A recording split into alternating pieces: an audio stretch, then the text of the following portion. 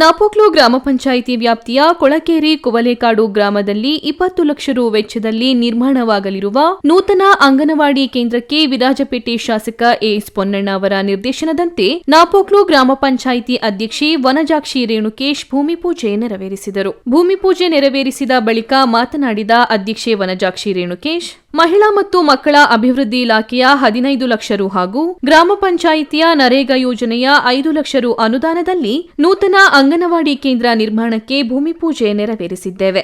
ಇಲ್ಲಿ ಉತ್ತಮವಾದ ಅಂಗನವಾಡಿ ಕೇಂದ್ರ ನಿರ್ಮಾಣವಾಗಲಿ ಎಂದರು. ಕೊಳಕೇರಿ ಗ್ರಾಮದಲ್ಲಿ ಗುದ್ಲಿ ಪೂಜೆಯನ್ನು ಹಮ್ಮಿಕೊಂಡಿದ್ದೇವೆ. ಈ ಸಂದರ್ಭದಲ್ಲಿ ಕೋಲೆಕಾಡಿನಲ್ಲಿ ಸಲೀಮಾಜಿಯವರು ದಾನಿಗಳಾಗಿರ್ತಾರೆ. ಅವರಿಗೆ ಈ ಸಂದರ್ಭದಲ್ಲಿ ನಮ್ಮ ಎಲ್ಲರ ಪರವಾಗಿ ಧನ್ಯವಾದವನ್ನು ಹೇಳುತ್ತೇವೆ.